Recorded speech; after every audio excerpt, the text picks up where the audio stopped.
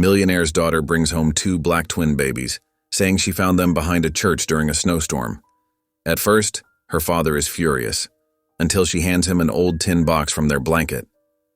Inside, letters that reveal a secret his family has buried for decades. These babies aren't strangers, they're blood. And when he realizes who they really are, the truth shatters everything he thought he knew about his past. Why were these children left behind? And what did his own father do to hide them? But before we begin, please hit the like button and let me know where in the world you're watching from today. It's always fascinating seeing who's joining us from around the world. Emily's fingers danced across the piano keys, playing the final notes of Beethoven's Für Elise. The melody echoed through the small practice room as her instructor, Ms. Chen, nodded with approval. Outside the window, heavy gray clouds loomed over the city, promising more snow. "Very good, Emily. You've improved since last week," Ms. Chen said, making a note in her lesson book. "Just remember to keep your wrists relaxed when you transition between sections." Emily gathered her sheet music and tucked it into her backpack. "Thanks, Ms. Chen." She glanced at her phone. No messages from Luce. Through the window, she watched snowflakes begin to fall, dusting the sidewalk with white powder. The music school's hallway was quiet, most students having finished their lessons for the day. Emily pulled on her warm red winter coat and wrapped her favorite blue scarf around her neck. She checked her phone again. Still nothing from Luce. Standing in the entrance, Emily bit her lip. The walk home wasn't that far, maybe 15 minutes if she took the shortcut. She knew her father would be angry if he found out, but waiting in the cold seemed worse. Besides, she had her sketchbook with her, and drawing always made her feel brave. She typed out a quick message to Luce. "Taking the main road home. Don't worry." Emily felt a twinge of guilt about the lie, but pushed it aside. The shortcut through St. James Cathedral would be faster, and she'd be home before anyone noticed. The snow was falling harder now as Emily turned off the main street. The old cathedral loomed ahead, its stone walls dark against the winter sky. The building had seen better days, paint peeling, windows clouded with age. Emily had always thought it looked lonely, like it needed someone to care for it. She ducked into the alley behind the church, clutching her sketchbook close. The path was narrow, lined with dumpsters and scattered boxes. Her boots crunched in the fresh snow as she walked quickly, trying to ignore the shadows growing longer in the late afternoon light. That's when she heard it, a sound so faint she almost missed it. A high-pitched cry, like a kitten's mewl. Emily stopped, holding her breath to listen. There it was again, coming from behind one of the dumpsters near the church wall. Her heart beating faster, Emily crept toward the sound. Behind the dumpster sat an old wooden crate, partially covered with a piece of cardboard. The crying grew louder as she approached. Carefully, she pulled back the cardboard. Her breath caught in her throat. Two tiny faces looked up at her from a nest of thin, mismatched blankets. Black infants, so small they couldn't be more than a few months old. One baby's cries had turned to weak whimpers while the other shivered violently in the cold. "Oh no," Emily whispered, her hands shaking as she reached toward them. Without hesitation, she unwrapped her scarf and tucked it around the shivering baby. Her coat followed, her fingers fumbling with the buttons as she pulled it off. "It's okay," she murmured, though her voice trembled. "I'll help you. I promise." The baby's skin felt cold to her touch as she carefully arranged her coat around them both. One grabbed her finger with a tiny hand, and Emily felt tears spring to her eyes. She couldn't leave them here, she wouldn't. With trembling hands but determined movements, Emily gathered both babies into her coat, creating a makeshift sling. They were surprisingly light, but she held them close to her chest, trying to share her warmth. The snow was falling steadily now as she hurried through the alley, her heart pounding. Every passing car made her flinch. She avoided the main streets, taking back paths she knew from her wanderings. When she had to cross busy areas, she hunched over, using her body to shield the precious bundle from view. The babies stayed remarkably quiet, as if sensing the need for silence. Finally, the iron gates of her family's estate came into view. Emily slipped through the side entrance, her fingers numb from cold, but still careful with her precious cargo. The greenhouse stood at the far end of the garden, a glass sanctuary her mother had loved. It remained heated year-round, maintaining the tropical environment the orchids needed. Inside, the air was warm and humid. Emily's glasses fogged up immediately, but she knew where she was going. In the corner sat a large wicker basket her mother had used for gardening supplies. Emily quickly cleared it out, laying her coat inside to create a soft nest. "This is your home now," she whispered, gently placing the babies in the basket. "Just for a little while, until I figure something out." She tucked the blankets and her scarf around them, making sure they were warm and secure. The smaller baby made a soft cooing sound while the other yawned, tiny fingers flexing. Emily felt her heart melt at the sight. "I'm going to call you Peanut," she said to the smaller one, "and you're Nugget." The names felt right somehow, even if they were silly. Suddenly, she heard the front gate open and Luce's voice carried across the garden. "Emily, ¿dónde estás?" Emily's heart jumped. She pressed a finger to her lips, looking at the babies. "Shh," she whispered.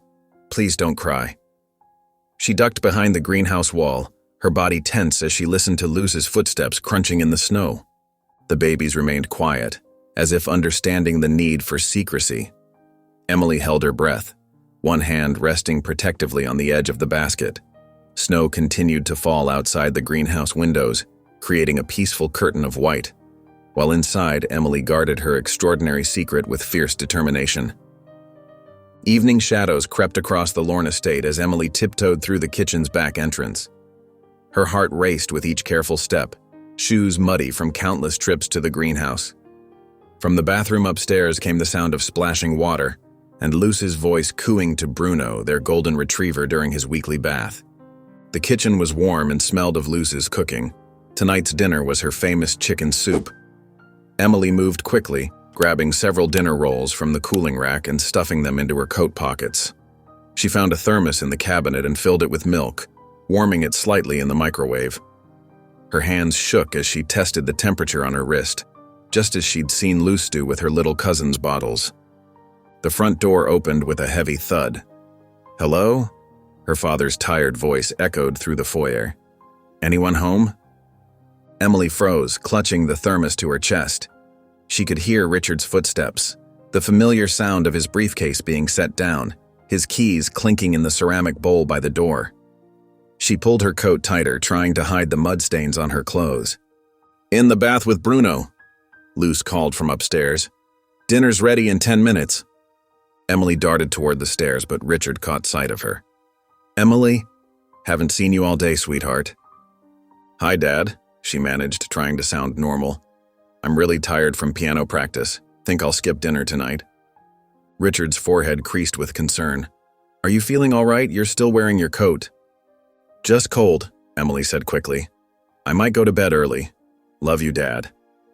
She hurried upstairs before he could ask more questions, her heart hammering against her ribs. Once in her room, Emily grabbed her favorite pillow and some extra blankets from her closet. She waited until she heard Luce and her father's voices in the dining room before sneaking back downstairs and out to the greenhouse. The twins were exactly where she'd left them, curled together in the wicker basket. The greenhouse was warm, but Emily carefully wrapped them in the fresh blankets anyway. She pulled out her tablet, finding a playlist of soft lullabies and setting the volume low. "I brought you dinner," she whispered, settling beside the basket. She dipped a clean handkerchief in the warm milk, letting the babies suck on the corner one at a time. It wasn't perfect, but they seemed hungry enough to accept it. Emily took out her art supplies, colored markers and cardstock she used for her drawings. She created 2 small name tags, decorating Peanut with little stars and Nugget with tiny hearts.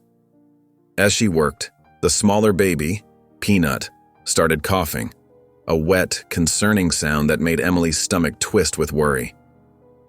"Please be okay," she murmured, rubbing his back gently. "Please, please be okay." But the coughing continued, and Emily felt tears of frustration and fear building in her eyes. She didn't know how to help, didn't know what babies needed when they were sick. The night grew longer, and Emily fought to stay awake. She told the twins stories, sang quietly along with the lullabies, and kept checking Peanut's forehead for fever like Luce did when she was sick. Eventually, she curled up beside the basket, her pillow propped against the greenhouse wall. Morning came too quickly, sunlight streaming through the glass panels and waking Emily from her uncomfortable sleep. She rushed back to the house to change clothes, but her absence hadn't gone unnoticed. Luce stood in the kitchen, holding Emily's mud-caked shoes with a questioning look. "Your bed wasn't slept in," Luce said softly, "and your pillow is missing." Emily stared at the floor, unable to meet Luce's eyes. I had to." But Luce was already moving toward the greenhouse, her steps purposeful, but quiet. Emily followed, her heart in her throat. When Luce pushed open the glass door and saw the basket with the twins, she gasped softly, one hand flying to her mouth. "Oh, mi niña," Luce whispered, kneeling beside the basket. Her experienced hands gently checked each baby, feeling their temperatures, examining their responses. "Tell me everything." The whole story spilled out of Emily in a rush, the shortcut through St. James, finding them behind the dumpster, sneaking them home. "I couldn't leave them there," she finished, wiping tears from her cheeks. "They were so cold and nobody wanted them, and I couldn't." Luce pulled Emily into a tight hug. "Of course you couldn't, you have your mother's heart." She looked at the babies again, her expression serious. "But mi amor, we cannot keep them hidden forever. They need proper care, proper food." "Please don't tell Dad yet," Emily begged. Please, he'll make us take them away." Luce was quiet for a moment, watching as Nugget grabbed her finger with his tiny hand. "2 days," she said finally. "I will help you care for them for 2 days while we figure out what to do. But they need medicine, proper formula." She reached into the basket to adjust their blankets and paused, her hand encountering something solid. Carefully, Luce pulled out a small tin box that had been buried beneath the original blankets. It was old, its surface scratched and dented. She set it aside without opening it, turning her attention back to the babies.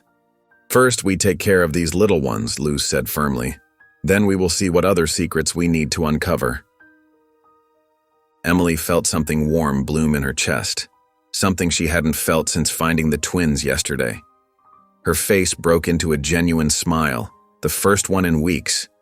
With Luce's help, maybe everything would be okay. Maybe they could figure this out together.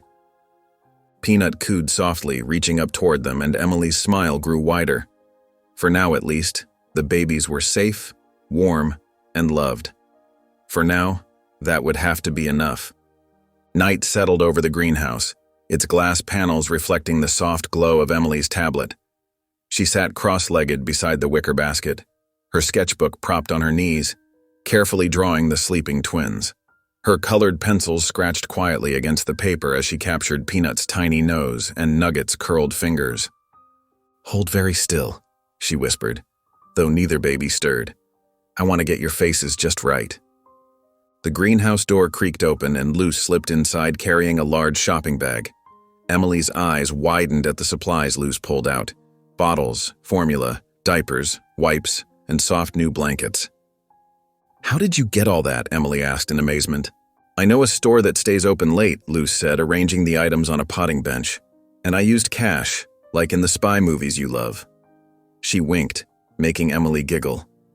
They worked together in the warm darkness, Luce showing Emily how to mix formula and test its temperature. The babies woke hungry, and Emily cradled Nugget carefully while Luce fed Peanut. The smaller twins still coughed occasionally, but the formula seemed to help. "You're a natural," Luce said softly, watching Emily burp Nugget with gentle pats. "Just like that, mi amor."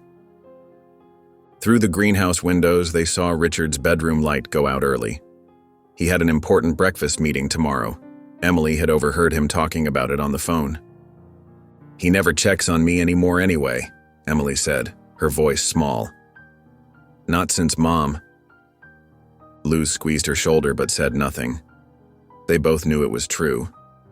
Morning came with frost painting delicate patterns on the greenhouse glass. Richard's car crunched down the gravel driveway at exactly 6:30 a.m., right on schedule. Emily watched from the greenhouse until his taillights disappeared around the corner. "Now," Luce said, pulling the tin box from its hiding place behind some empty pots. Let's see what secrets this holds. The box was old but sturdy, its lid stuck slightly from age. Luce worked it open carefully while Emily held her breath. Inside, yellowed envelopes were stacked neatly, along with what looked like birth certificates and other official papers. But what caught their attention immediately was a photograph sitting on top. Emily picked it up with careful fingers. The photo showed a beautiful black woman with kind eyes and a bright smile, holding two tiny babies. On the back, in elegant handwriting, was written, "Me with the boys, March 2023. Love, Joanna Pierce." "That must be their mother," Emily whispered, studying the woman's face. "She looks so happy here." Luce was already reading one of the letters, her expression growing more serious with each line. "Emily," she said slowly, "this letter, it's addressed to your father." Emily scooted closer as Luce read aloud, "Dear Richard, I know this letter might come as a shock. You probably don't remember me. I was just your father's secretary's daughter, after all. But you're the only blood family I have left, and I'm running out of options. The doctors say I don't have much time. The cancer is spreading faster than they thought. My boys will have no one when I'm gone. Their father isn't in the picture, and your father made sure my mother lost her job and couldn't find work in this city after what happened. I never wanted to burden you with this family secret, but these are your nephews, Richard. Your father was my father too, though he never acknowledged it. I have all the proof. Birth certificates, letters, photos he thought were destroyed. I kept everything safe, hoping someday the truth would matter more than appearances. Please, they're innocent in all this. They deserve a chance at the life I never had. I'm not asking for money or recognition. I just want to know they'll be safe and loved when I'm gone. If you have any memory of the kind boy who once shared his lunch with me behind the office building, please help them. With hope, Joanna." Luce's hands trembled as she lowered the letter. "Dios mío," she whispered. "These babies, they're his family." Emily stared at the sleeping twins with new understanding. "They're my cousins," she said softly. That's why I felt like I had to save them, like something was pulling me to that alley." While Luce examined the other documents, Emily spent the morning caring for the twins with renewed determination. She learned to change diapers, though the first attempt ended with more wipes used than necessary. She sang to them, told them stories about their mother from the photo, and promised they'd always be safe now. As evening approached, Emily's resolve strengthened. "We have to tell Dad," she said, watching Nugget grip her finger. "He needs to know about Joanna, about his father, about everything." Luce looked uncertain. "Your father? He doesn't always handle surprises well, mi niña." "But they're family," Emily insisted. "And Dad always says family is the most important thing. Please, Luce, help me tell him." After a long moment, Luce nodded. "You're right, the truth needs to come out for everyone's sake." They heard Richard's car pull up outside. Emily's heart began to race. She clutched Joanna's photo in one hand and squeezed Luce's hand with the other. "Now?" Luce asked gently. Emily nodded. "Now." They found Richard hanging his coat in the foyer, his tie already loosened after a long day. He smiled when he saw Emily, a tired smile, but genuine. "Daddy," Emily said, her voice shaking slightly. "I need to show you something." She swallowed hard, gathering her courage. "But please don't get mad." Richard's smile faded to concern. "What is it, sweetheart?" Emily led him toward the greenhouse, Luce following close behind. The path seemed longer than ever, each step heavy with the weight of secrets about to be revealed. At the greenhouse door, Emily paused, her hand on the handle. "Remember how you always tell me that doing the right thing is important?" she asked. "Even when it's hard?" Richard nodded slowly, his expression growing more worried. Emily pushed open the door. The greenhouse was warm and quiet, golden evening light streaming through the glass. The twins lay sleeping in their basket, peaceful and unaware of the moment's magnitude. Richard stood frozen in the doorway, his eyes wide as he stared at the two babies in his daughter's care. "What is this?" Richard's voice was tight, controlled. His eyes darted between the sleeping infants and his daughter. "Emily, what have you done?" Emily's lower lip trembled. "I found them, Daddy. They were behind St. James, in a box, all alone in the snow." Tears spilled down her cheeks. "They were so cold. I couldn't leave them there to die." "Behind St. James?" Richard's face darkened. "You took the shortcut I specifically told you never to use?" He ran a hand through his hair, his composure slipping. "Do you have any idea how dangerous that was? These babies could be part of something illegal. Someone could be looking for them." "No, senor." Luz stepped forward, her voice gentle but firm. She held out the tin box. "There's something you need to see." Richard snatched the box, his hands shaking slightly as he pulled out the stack of letters. His eyes caught the name at the bottom of the first page, Joanna Pierce. Something flickered across his face. Recognition, perhaps, or an old memory stirring. "What is this?" he repeated, but softer now, uncertain. Emily moved closer, holding out the photograph. "This is their mother," she said. "Look at her face, Daddy. Really look." Richard took the photo. The moment he saw Joanna's face, all color drained from his. He sank onto a nearby garden bench, staring at the image as if it might vanish. "It can't be," he whispered. But it was. The woman in the photo had his father's high cheekbones, the same distinctive arch of eyebrows, the same confident tilt of chin. Only her skin was different, rich brown instead of pale white. "There was a housekeeper," he said almost to himself. "Margaret. She worked for my father for years until—" He trailed off, lost in memory. "That summer, when I was 12, Father took an unexpected trip to Mississippi. When he came back, Margaret was gone. He said she'd quit, moved away. We were never to speak of her again." His hands trembled as he opened another letter. Emily sat beside him, leaning against his arm like she used to when she was smaller. Luz stood quietly nearby, watching over the sleeping twins. Richard read silently, his breathing growing more uneven with each page. Occasionally, his hand would rise to cover his mouth, or he'd close his eyes as if in pain. When he reached one particular letter, a sound escaped him, something between a gasp and a sob. "I forgive you for never looking for me," he read aloud, his voice cracking. "I just want my sons to have family." The paper crumpled slightly in his grip. "She forgave me. I never even knew she existed, and she forgave me." Emily wrapped her arms around her father's waist. "She must have been really nice," she said softly, "like Mom was." Richard stiffened at the mention of his late wife, then slowly relaxed, pulling Emily closer. "Your mother would have known exactly what to do," he murmured. "She always did." A small cry came from the basket. One of the twins, Nugget, Emily had started calling him, was stirring. Richard watched as his daughter immediately went to the baby, lifting him with practiced gentleness. "They need us, Daddy," she said, cradling the infant. "They don't have anyone else." Richard stood abruptly, gathering the letters and photo.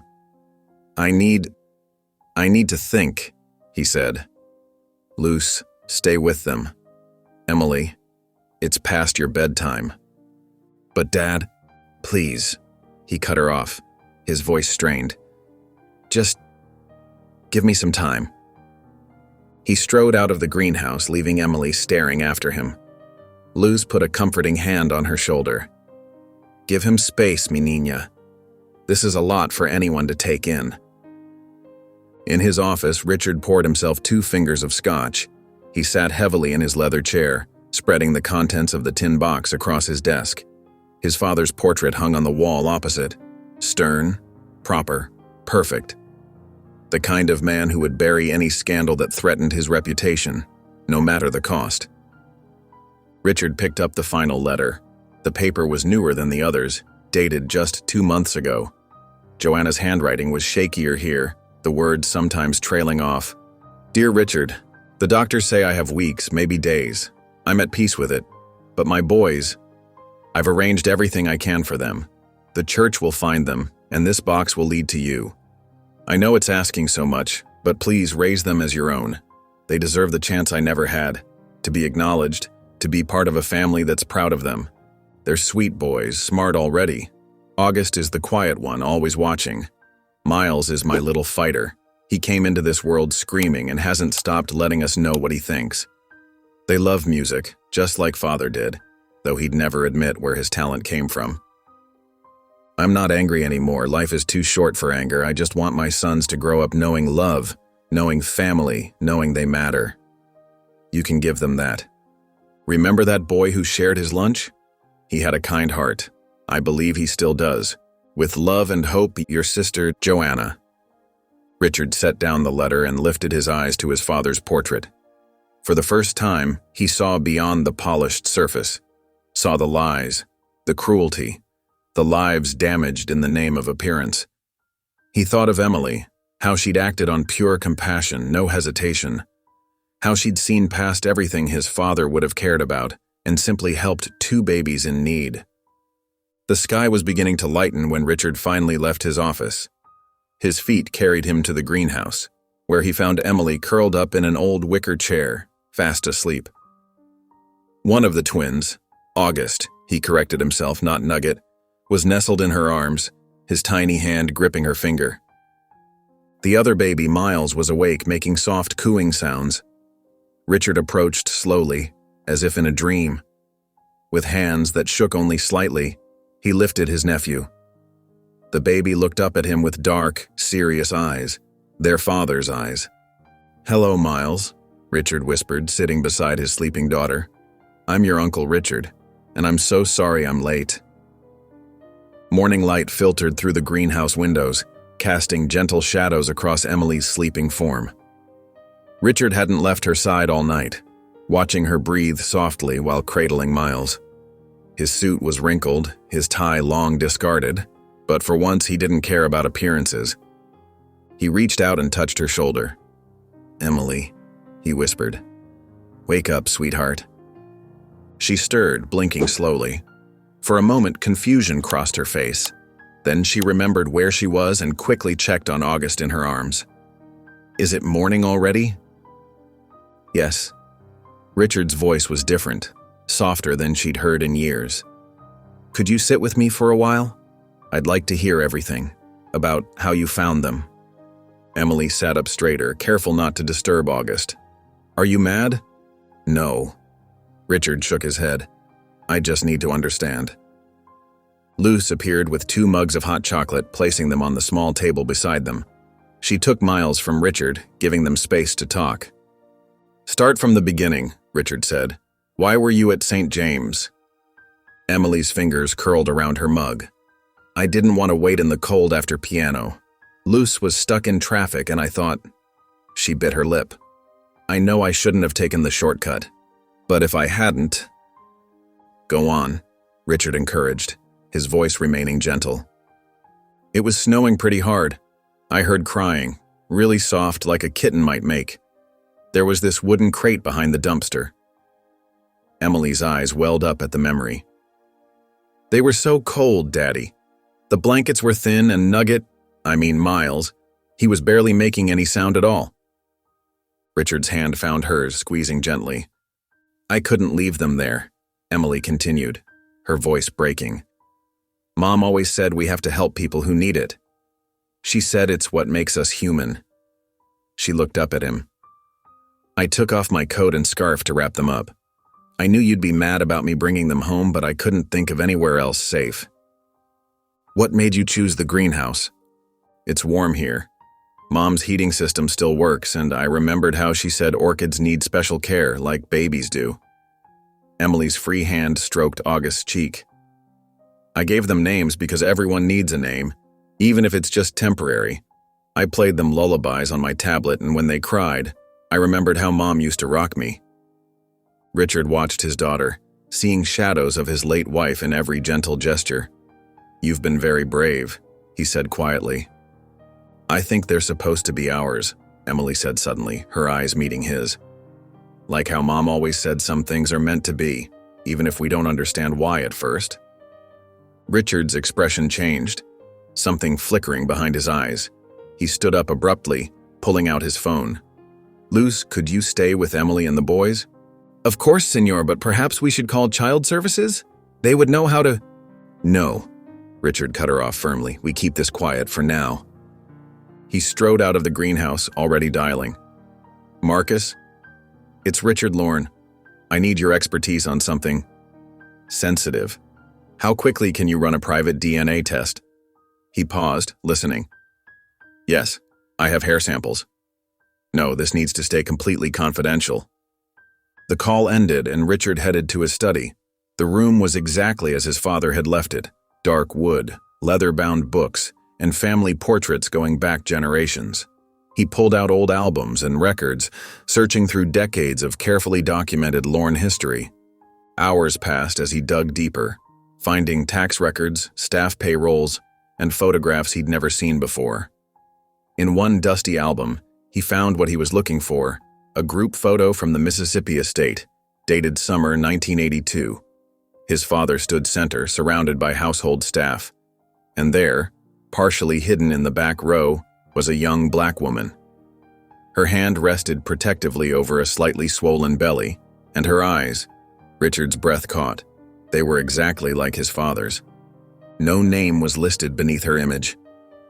Richard closed the album slowly, his mind racing through implications and memories. That summer in Mississippi, the way his father had suddenly sold the estate, the housekeeper who vanished without trace, his sister. He had a sister. Evening shadows lengthened across the study floor as Richard sat there, surrounded by evidence of his father's deception. The sound of singing drew him from his thoughts. Luz's voice, soft and sweet, drifting from the makeshift nursery they'd created in the greenhouse. He walked there slowly, pausing in the doorway. Luz sat in the old rocking chair, a baby in each arm, singing a Spanish lullaby. Emily lay on a cushioned bench nearby, sketching the scene in her notebook. The babies were clean now, dressed in proper clothes Luz had somehow acquired.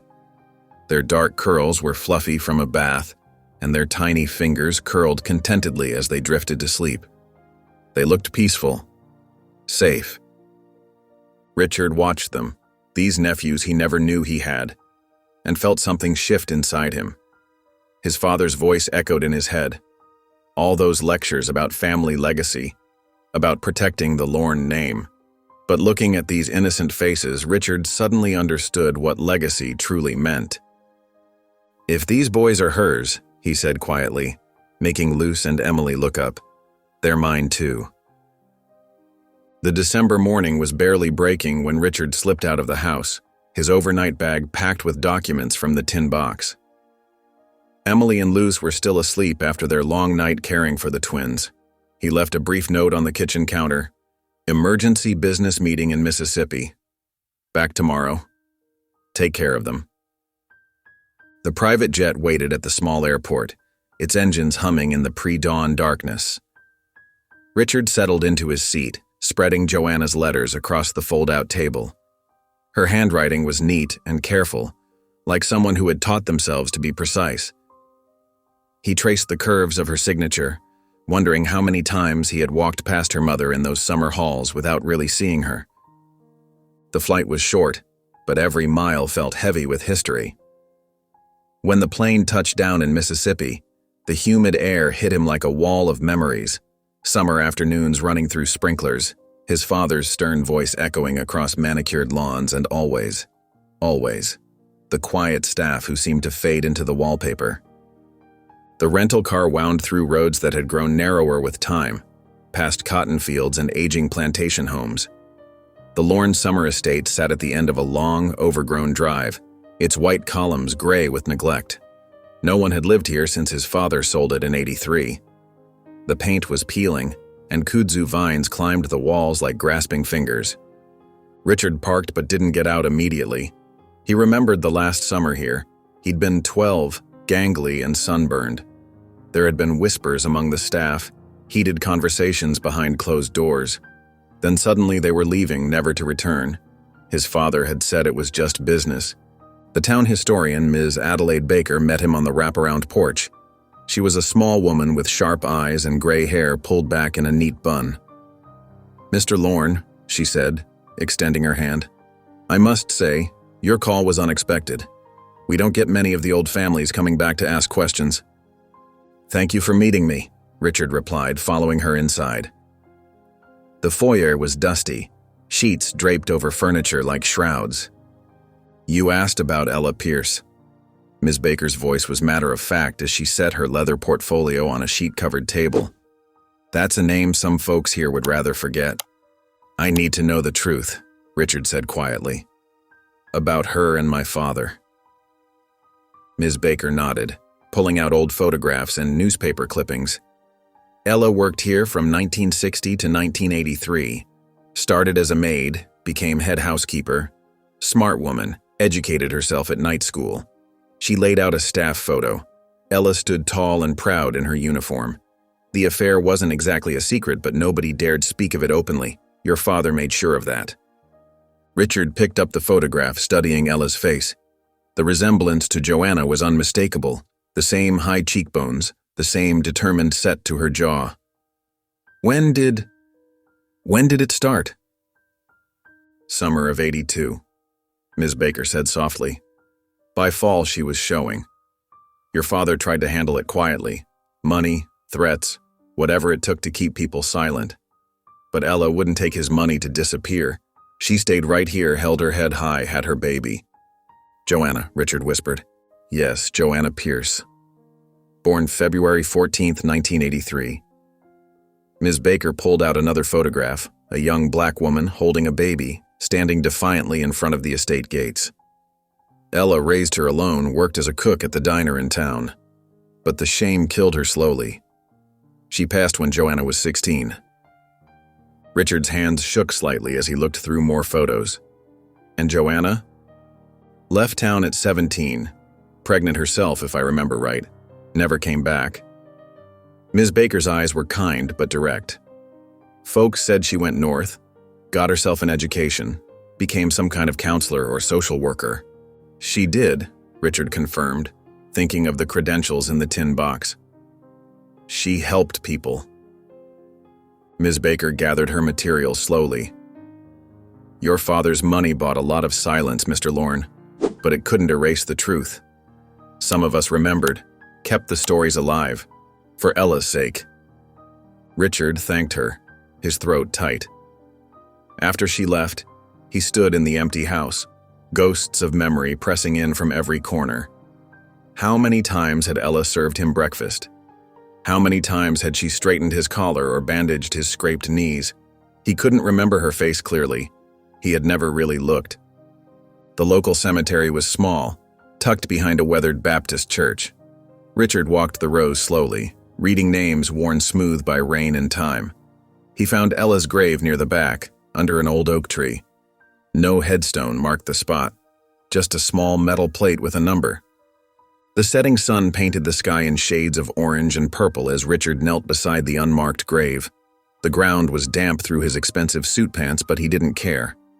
He pulled out the photograph of Joanna with the twins and placed it carefully against the metal marker. "I'm sorry," he whispered, his voice rough with emotion. "I'm sorry for not seeing you, for not knowing." The wind rustled through the oak leaves above. "Your daughter was brave and strong just like you. She helped people, made the world better." His fingers traced the edge of the photograph. "And your grandsons? They're beautiful. They're safe now." Tears fell silently as Richard bowed his head. "I'm sorry for forgetting you," he said softly. "I won't forget them. I promise." The old oak's shadow stretched across the grave like a protective hand as the last light faded from the sky. In the distance, a church bell tolled, its sound carrying across fields that held too many untold stories, too many unmarked graves, too many forgotten names. "I won't forget them," Richard repeated, his whisper carried away by the evening breeze. The private jet touched down just after midnight. Richard's driver was waiting, but the usual small talk felt impossible. His mind was still in Mississippi, still kneeling at that unmarked grave. The city lights blurred past his window as they drove, each one a reminder of how blind he'd been for so long. When he walked through his front door, the house was quiet except for the soft hum of the greenhouse heaters. A small lamp glowed in the living room where Emily sat curled up in an armchair sketching. She looked up, her eyes uncertain. Richard set down his briefcase and crossed the room in 3 long strides. Without a word, he pulled Emily into a tight hug. She stiffened for a moment, surprised by this unusual display of affection, then melted into his embrace. Her sketchbook fell forgotten to the floor. "I'm sorry I've been..." Richard's voice caught. "I haven't been very good at this, have I?" Emily shook her head against his chest. "It's okay, Daddy. You're trying now." He held her tighter, remembering how easily she had known what to do when she found the twins, how naturally kindness came to her. "You're so much like your mother," he whispered. "She would have been proud of what you did." They stayed like that for a long moment until a small cry echoed from the greenhouse. Emily pulled back, wiping her eyes. "That's Peanut. He gets fussy around midnight." Richard smiled at the nickname. "Go on. I'll be there in a minute." He watched her hurry toward the greenhouse, her footsteps light and purposeful. In his study, he unpacked the documents from Mississippi, adding them to Joanna's letters. The truth of his family's history lay scattered across his desk. Photographs, birth records, newspaper clippings. Each piece a testament to secrets kept too long. Morning came too quickly. Richard had barely slept, spending hours watching the twins sleep in their makeshift nursery. Luz found him there at dawn, still in his rumpled suit from yesterday. "The DNA results," she said softly, holding up her tablet. "They just came through." Richard nodded but couldn't move. Luz's hands trembled slightly as she opened the email. The medical language was dense, but the conclusion was clear. 99.9% probability of close familial relationship. The twins were his blood, his father's grandchildren. "Dios mío," Luz susurró cruzándose. Richard took the tablet, reading the results over and over. The scientific certainty of it hit him harder than all the photographs and letters combined. These boys weren't just some abstract connection to a hidden past. They were family. His family. Emily appeared in the doorway, her hair still messy from sleep. "What does it say?" she asked, though something in her expression suggested she already knew. "Come here, sweetheart." Richard patted the chair beside him. When she sat down, he showed her the results. "Remember how I told you about Joanna? About her being my sister?" Emily nodded solemnly. "Well, these results prove that these boys, Peanut and Nugget..." He smiled, despite himself at the names. "They're my nephews, which makes them your cousins." "So they get to stay?" Emily's voice was small but hopeful. "For real?" Richard looked at the sleeping infants, then at his daughter's pleading face. Everything in his life had been about maintaining control, following rules, keeping up appearances. But sitting here in the early morning light, watching these tiny boys breathe, none of that seemed to matter anymore. "They already have," he said firmly. "They're not going anywhere." Emily threw her arms around his neck, and for the second time in less than 24 hours, Richard found himself holding his daughter close, wondering how he'd missed so many chances to do this before. Later that morning, Richard made several calls from his study. His most trusted lawyer arrived within the hour, bringing stacks of paperwork and a grave expression. "This is complicated, Richard," the lawyer said, reviewing the situation. "The legal implications alone. And then there's the matter of your father's estate, the company board." "I don't care," Richard cut him off. "Whatever it takes, whatever it costs, just make it happen. And keep it quiet, for now." The lawyer nodded, understanding the delicacy of the situation. "We'll start with temporary guardianship papers. But Richard, eventually this will come out. You know that, right?" Richard thought of Ella's unmarked grave, of Joanna's quiet dignity in the face of rejection. "Let it," he said. "It's time it did." That evening, after the lawyer left and the twins were settled for the night, Richard found himself drawn to his late wife's reading room.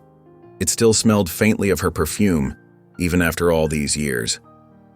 He sat in her favorite chair and opened the last of Joanna's letters, dated just a week before Emily found the twins. The paper was crisp, the ink fresh. Joanna's handwriting was shakier than in her earlier letters, but her words were clear and strong. Dear Richard, by the time you read this, I'll be gone. The doctors say it won't be long now. I've made peace with that.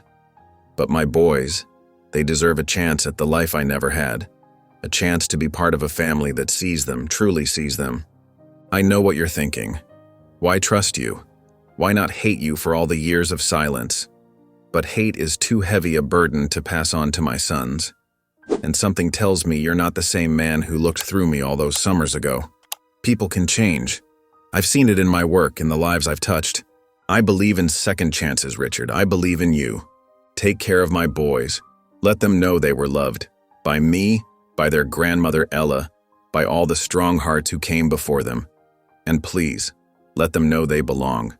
Your sister, Joanna. Richard wiped his eyes with the back of his hand, the letter trembling in his grip. He sat there for a long time, letting Joanna's words sink in, letting himself feel the weight of her trust and the lightness of her forgiveness. Finally, he stood and walked to the nursery where Luce was organizing baby supplies. She looked up as he entered, her expression questioning. We need to prepare rooms, he said quietly, 2 of them. The greenhouse had transformed in 2 weeks. Where orchids once grew, now stood 2 pristine cribs, their white frames gleaming under soft lamplight. Tinsel and paper snowflakes decorated the glass walls, Emily's artistic touch bringing Christmas cheer to every corner. The space hummed with warmth and new life. Richard stood in the doorway watching Emily arrange stuffed animals around Miles and August. The names she'd chosen suited them perfectly, much better than Peanut and Nugget. Miles, the more energetic twin, kicked his feet and cooed at the mobile spinning above him. August, quieter and more observant, followed the movement of Emily's hands as she tucked their blankets. They're getting so big already, Emily said proudly, smoothing August's curly hair. And look, Miles almost smiled this morning. Richard smiled, remembering how Emily had burst into his office at dawn, insisting he come see. These small moments kept surprising him, how naturally joy could bloom in unexpected places. Are you sure about tonight? Luce asked, appearing beside him with fresh bottles. The school fundraiser, it's very public. Richard straightened his tie. They're family now, no more hiding. The emergency kinship care papers had come through faster than expected, thanks to his lawyer's connections and the clear DNA evidence. It wasn't full adoption yet. That would take time. But it was enough to make things official. The twins were legally in his custody. Emily twirled in her red holiday dress, her excitement infectious. Can I tell everyone they're my brothers? For real this time? Richard knelt to her level. Yes, sweetheart, they are your brothers now. The school gymnasium sparkled with holiday decorations when they arrived. Richard pushed the twin stroller while Emily skipped ahead, pointing out her artwork on display. Parents clustered in small groups, sipping punch and bidding on silent auction items. At first, the whispers were subtle, just quick glances and raised eyebrows as people noticed the babies. Richard felt each stare like a physical touch, but kept his head high. Emily seemed oblivious, proudly showing off Miles and August to her classmates. Oh, what beautiful babies, Mrs. Henderson, the art teacher, came over to peek at the twins. Emily's been drawing them nonstop in class. They're my brothers, Emily announced, beaming. This is Miles and this is August. They're 2 months old now. A woman nearby, Richard recognized her as Amanda Porter, mother of Emily's classmate, visibly frowned. Her perfectly manicured hand tightened around her punch cup as she whispered something to her husband. Richard felt his jaw clench but forced a polite smile. He'd expected this, had prepared for it. Still, the reality stung more than he'd anticipated. Luce appeared with bottles just as August began fussing. She lifted him expertly, murmuring soft Spanish words as she fed him. More whispers, more stares. Mr. Lorne. Patricia Walsh, mother of Emily's best friend Sophie, touched his arm. Could we speak privately for a moment? Richard nodded, though something in her tone made his stomach tighten. They stepped away from the crowd near the refreshment table. Patricia glanced around before continuing in a low voice. I want to make sure Emily's safe with all this change. It's a lot for a young girl to handle, and these situations can be complicated. Richard felt ice spread through his chest. These situations? Well, you know what I mean, taking in those children. It's very charitable of you, but Emily's welfare should come first. The punch bowl suddenly looked very tempting to dump over Patricia's expensive sweater.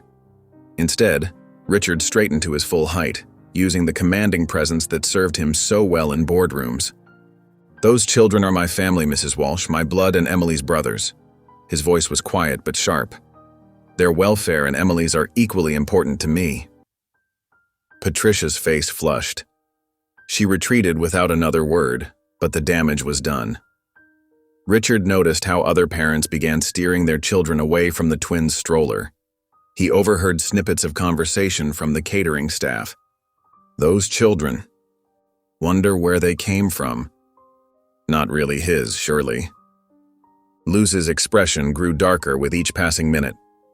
She held August closer, as if shielding him from the judgments floating through the air like poison.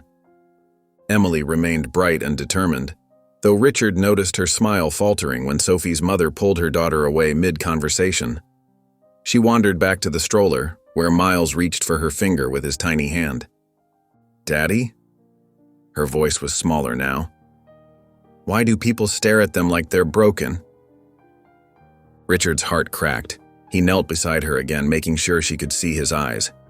Because they're scared of love, they don't understand. Emily considered this, her forehead wrinkling. That's silly, love isn't scary. No, it isn't. Richard squeezed her shoulder. Sometimes people just need to learn that. They left early, the weight of unspoken judgments too heavy to bear. At home, Richard waited until the twins were asleep, and Emily was in bed before sitting down at his computer. His fingers flew across the keyboard, composing a carefully worded email to the school board regarding discriminatory behavior witnessed at the fundraiser. He was about to hit send when Luz knocked softly. This came by courier just now. She handed him an envelope with the school's letterhead. Richard opened it, his expression darkening as he read. The letter was brief but clear. Emily was being temporarily suspended for behavioral concerns. The paper crumpled in his fist as he thought of Emily's proud smile, her innocent question about love. His finger stabbed the send button on his email to the board. This fight was just beginning. Richard sat at the massive oak dining table, morning sunlight streaming through tall windows. The formal breakfast room felt too big, too empty. His coffee had gone cold, forgotten beside the crumpled school letter he'd read at least 10 times. He smoothed the paper again, jaw tightening at each carefully chosen word. Dear Mr. Lorne, we regret to inform you that Emily's behavior at last night's fundraiser has raised serious concerns. Her defensive outburst when politely questioned about your family situation was both disruptive and emotionally concerning. The words blurred together. Richard pushed the letter aside and rubbed his temples. Upstairs, he could hear Luz's gentle footsteps as she tended to the twins. Emily was still asleep, exhausted from last night's tension. More coffee, sir? Maria, their longtime housekeeper, appeared with a fresh pot. Please. Richard watched the dark liquid swirl in his cup. Has Emily seemed different to you lately, since the twins? Maria's weathered face softened. Different? Yes. Happier. She paused, then added quietly, more like before Mrs. Lorne passed. Richard's chest tightened. He hadn't noticed that himself. How had he missed it? The way Emily hummed while drawing now, how her laugh came easier when playing with the babies. Footsteps on the stairs interrupted his thoughts. Emily appeared in her school uniform, hair neatly braided by Luz. She rubbed sleep from her eyes and smiled when she saw him. Morning, Daddy. She slid into her usual chair where Luz had already set out her favorite breakfast, cinnamon toast and scrambled eggs. Richard watched as Luce moved around the kitchen with practiced ease, packing Emily's lunch just like any other day. Turkey sandwich, no crusts, apple slices, a little note with a drawn heart. His throat felt thick. "Emmy, sweetheart, we need to talk about something." Emily looked up, a piece of toast halfway to her mouth. Richard moved to kneel beside her chair, trying to find the right words. "You won't be going to school today," he said gently. "Why?" "I'm not sick." Emily's forehead wrinkled in confusion. "No, you're not sick." Richard took her small hand in his. "The school, they think you need a little break." "Because of last night?" Emily's voice got smaller. "Because I told Mrs. Porter they're my real brothers?" Richard nodded slowly. "They said your response was disruptive. But I didn't do anything wrong." Emily's eyes filled with tears. She kept saying, "Those poor adopted boys," like they were different. But they're not. They're just Miles and August. They're our family. "I know, sweetheart." Richard pulled her into a hug, feeling her shoulders shake. "I know you told the truth." Luz watched from the kitchen, her face dark with barely contained anger. She wrapped Emily's lunch back up, movements sharp and precise. "What about my art project?" Emily whispered against his shoulder. "It's due tomorrow." Richard's heart cracked a little more. "We'll figure something out. I promise."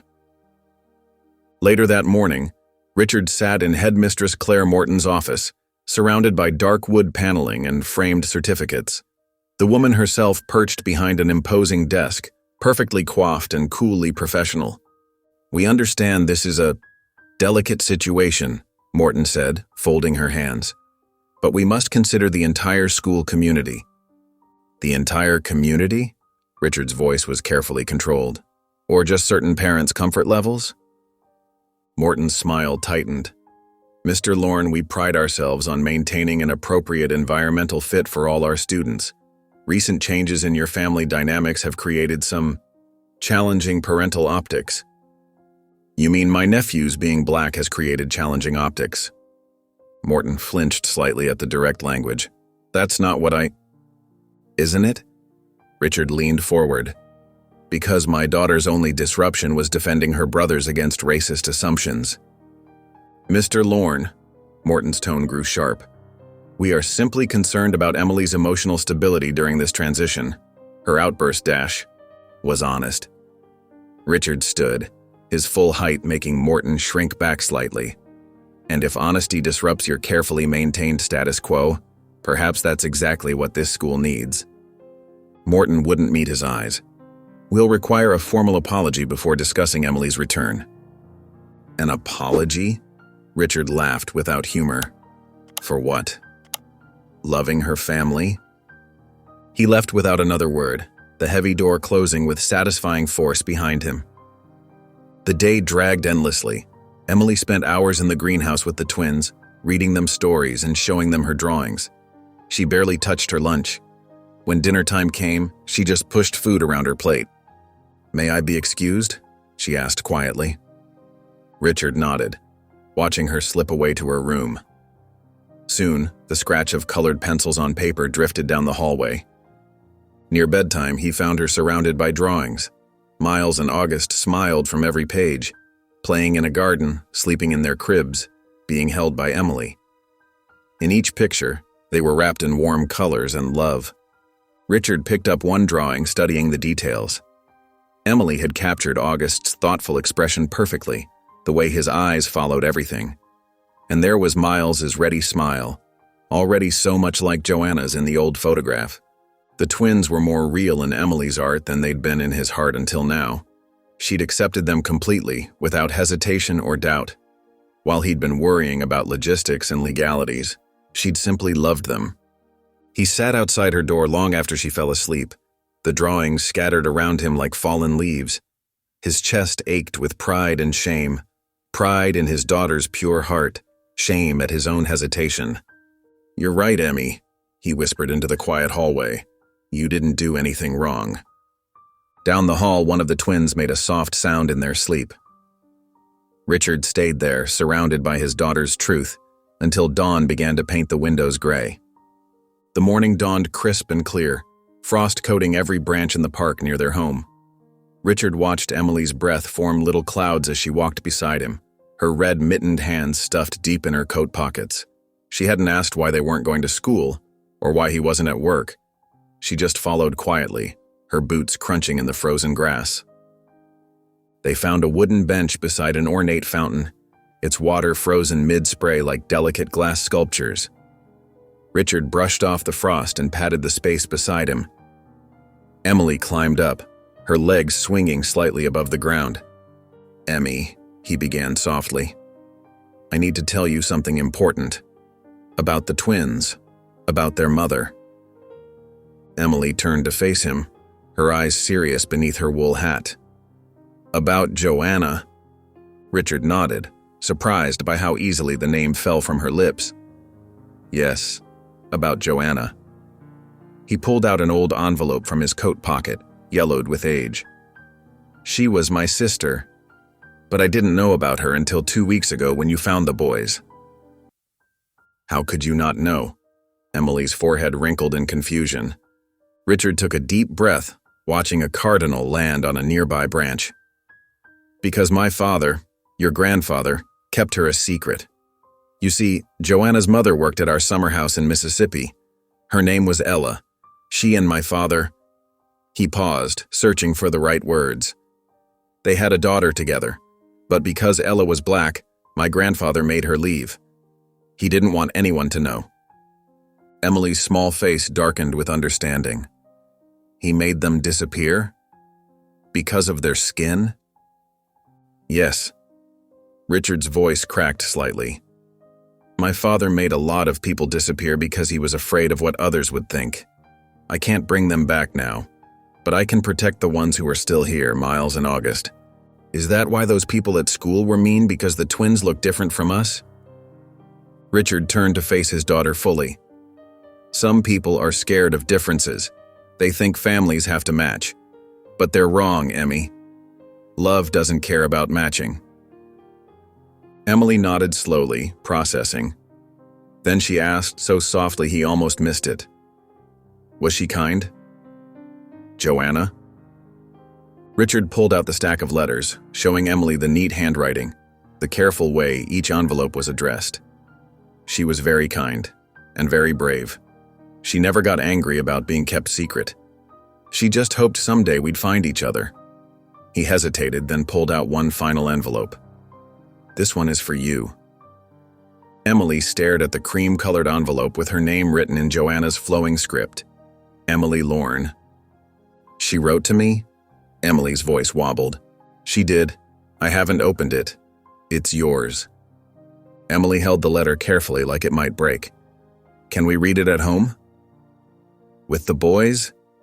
Richard smiled, feeling tears prick at his eyes. "Of course we can." That evening they gathered in the nursery. Miles and August lay on their play mat, cooing softly. Luz sat in the rocking chair while Richard leaned against the doorframe. Emily crossed her legs on the carpet between her brothers and carefully opened the letter. Her voice trembled slightly as she began to read. "Dear Emily, I've never met you, but I already love you. Your drawings gave me hope when I needed it most. I found your art blog last year. All those beautiful pictures of animals and flowers and stories about kindness. Your spirit shines through every line you draw. I hope you'll forgive me for watching from afar. I wanted so badly to reach out to tell you we were family, but I knew the time wasn't right. I had to trust that someday, somehow, love would find a way to bring us together. My boys need a big sister with a heart as wide as yours, someone who sees the world in colors and possibilities, who fights for what's right even when it's hard. I've watched you do that through your art, standing up for smaller kids at school, sharing your lunch with the boy everyone ignored. Take care of them for me, Emily. Show them how to be brave and kind, just like you are. And know that wherever I am, I'm so proud to call you their sister. All my love, Joanna." Emily lowered the letter, tears streaming down her face. She knew me. She saw me. Richard knelt beside her, gathering her close. "She did more than see you, Emmy. She chose you." Emily wiped her eyes, looking at her brothers. I think she chose me to find them, to bring them home. She did. Richard's voice was thick with emotion. He watched as Emily leaned down to kiss each twin's forehead, her tears falling on their cheeks like blessings. The small brick building of Riverside Elementary stood warm and inviting in the morning sun. Unlike the towering stone walls of Emily's old private school, this place felt more like a home than an institution. Colorful student artwork decorated every window, and a hand-painted welcome sign hung above the entrance. Richard held August while Emily carried Miles, both babies bundled against the January chill. The principal, Mrs. Chen, greeted them at the door with a genuine smile that reached her eyes. "Welcome to Riverside," she said, kneeling to Emily's eye level. "I hear you're quite the artist." Emily nodded shyly, adjusting Miles in her arms. "I like to draw stories." "Well, you're in luck. Our art teacher, Mr. Rodriguez, runs a storytelling club during lunch. Would you like to meet him?" As they walked the halls, Richard noticed the difference immediately. Children of various backgrounds played together in the classrooms they passed. Teachers spoke to their students with warmth and patience. In one room, a group was singing songs in different languages. Mr. Rodriguez's art room was alive with color and creativity. Student projects hung from clotheslines stretched across the ceiling, paintings, sketches, and comic strips telling countless stories. A group of kids Emily's age sat at a round table working on what looked like a collaborative mural. "Hey, new friend!" A girl with braids and bright yellow glasses waved Emily over. "Want to help us finish this dragon? We can't get the scales right." Emily looked up at Richard, who nodded encouragingly. She carefully handed Miles to Luz and joined the table, soon absorbed in discussion about dragon anatomy and the proper way to draw fire. "She fits right in," Mrs. Chen said quietly to Richard. "We believe every child deserves to feel at home here. Every family, too." Richard watched as Emily showed the other students her sketchbook, their heads crowded together in shared excitement. The twins gurgled contentedly in the warm, paint-scented air. On the drive home, Emily couldn't stop talking about the mural, the storytelling club, and her new potential friends. "Can I bring my sketchbook there every day?" she asked, hope bright in her voice. Richard caught her eye in the rearview mirror. "Of course you can, Emmy. Every single day." Back at home, Richard settled into his office for a scheduled video call with his company's PR team. The familiar faces of board members and executives filled the screen, but something felt off about their carefully neutral expressions. Carson Wheeler, a senior board member, cleared his throat. "Richard, we need to address some concerns that have been raised." "What kind of concerns?" Richard's spine stiffened. "There are rumors circulating about your recent family additions, some suggesting the adoptions weren't entirely above board. People are asking questions about where these children came from, why there was no formal announcement." "My family matters are private," Richard said firmly. "Normally, yes, but as CEO, your personal decisions reflect on the company. Some of our more conservative investors are expressing discomfort with the optics of the situation." Richard's jaw clenched. "The optics of what, exactly?" "Richard, be reasonable. 2 black children suddenly appearing in your household with no explanation. It raises eyebrows, questions about judgment and stability." Richard cut the call, his hand shaking slightly as he pressed the red button. The screen went black, reflecting his flushed face back at him. That evening, as Luz prepared dinner, the mail arrived. Among the usual stack was a cream-colored envelope from Whitfield Academy, Emily's former school. Inside was an ornate invitation to their annual holiday pageant, complete with a note indicating Emily's reserved seat in the front row. Richard recognized it for what it was, a carefully crafted reminder of what Emily had lost, what they expected her to miss. Emily found the invitation on the kitchen counter later, tracing the gold-embossed letters with her finger. "I don't want to go," she said quietly. "They don't really want us there." Richard knelt beside her chair. "What if we went for a different reason? Not to sit in their reserved seat, but to give it to someone else?" Emily tilted her head, considering. "Who?" "Someone who was erased. Someone who deserves to be remembered." Understanding dawned in Emily's eyes. She nodded slowly, then ran to get her art supplies. The night of the pageant, they arrived just as the lights were dimming. Richard carried both twins in their carrier, while Luce helped Emily navigate the crowded auditorium. They chose seats in the back row, away from the curious stares and whispered comments. Emily clutched her sketchbook to her chest, waiting until everyone was focused on the opening music. Then she slipped down the aisle to the empty seat in the front row, the one with her name on it. Carefully, she placed a drawing on the seat. It showed a beautiful black woman holding two baby boys, with stars and flowers surrounding them like a halo. Below the image, in Emily's careful handwriting, were the words, "This seat belongs to someone who was erased. We remember her." She returned to sit between Richard and Luce, her head held high. As the pageant continued, that empty seat spoke volumes, a quiet testament to presence in absence, to love that refuses to be forgotten. The music swelled, the children on stage sang, but Richard's attention remained fixed on that single sheet of paper, glowing softly in the stage lights. In the silence of their back row seats, they held their own kind of ceremony, not of forgetting but of remembering. The law office of Barrett and Associates occupied the entire 20th floor of a gleaming downtown building. Richard sat in a leather chair across from Sandra Barrett, his longtime legal counsel, as she reviewed the guardianship paperwork spread across her mahogany desk. "Everything looks in order," Sandra said, adjusting her reading glasses. "The DNA results provide strong grounds for kinship care. Given the circumstances and your resources, I don't foresee any major obstacles." Richard nodded, his fingers drumming against his knee. "And the foundation restructuring?" Sandra pulled out another folder. "The Lorne Family Foundation can be renamed and repurposed. As sole inheritor, you have full discretion over its direction." She paused, studying him. "Are you sure about this, Richard? Your father was very specific about the foundation's focus." "My father was specific about a lot of things," Richard said quietly. "That's exactly why this needs to change." He picked up a pen and began signing the stack of documents. Each signature felt like breaking another link in a heavy chain. When he reached the foundation paperwork, he wrote the new name with deliberate care, the Joanna Pierce Foundation. "I want the mission statement to be clear," he said. "Supporting children of color in the foster system, educational grants, medical care, legal aid, whatever they need to have a fair chance." Sandra made notes, her expression thoughtful.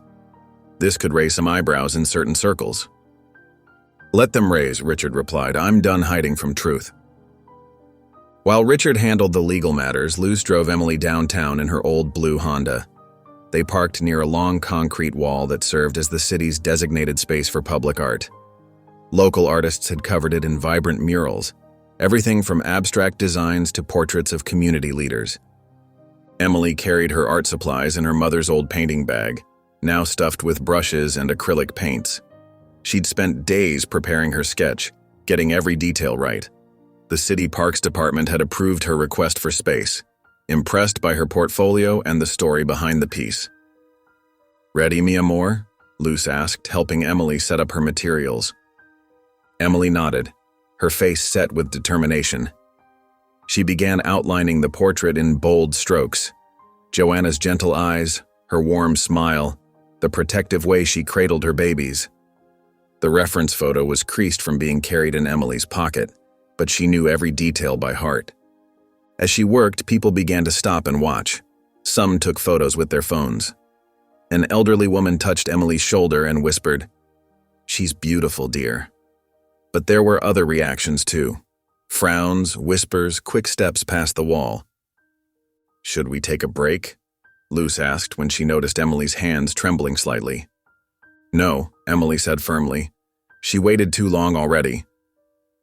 By late afternoon, the portrait was complete. Joanna's face seemed to glow against the concrete, her expression full of love and hope. Below the image, Emily carefully painted the words, "You are not forgotten." As they packed up their supplies, a woman approached them. She wore a bright scarf and carried a messenger bag covered in artistic pins. Ms. Walker, the art teacher they'd met during the school tour. "Emily, I thought that might be you," she said warmly. This is incredible work. Emily smiled shyly. It's Joanna. She's my brother's mom. Ms. Walker took several photos, asking Emily's permission to share them online. People should know this story, she said. Would you mind if I posted it? That evening, the photos began circulating on local social media. No viral explosion, no dramatic headlines, just a quiet spread of shares and comments. Beautiful work. Such a touching tribute. Thank you for sharing this history. Richard returned home to find Emily curled up in the nursery armchair, fast asleep between Miles and August. The twins were awake but content, watching their sister with curious eyes. The scene pulled at something deep in his chest. He went to his study and retrieved Joanna's final letter from his desk drawer. The paper was worn at the creases from multiple readings, but her words remained clear and strong.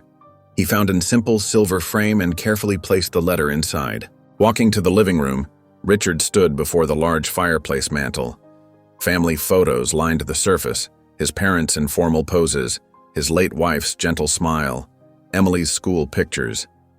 He placed Joanna's framed letter in the center, finally giving her the place she'd been denied.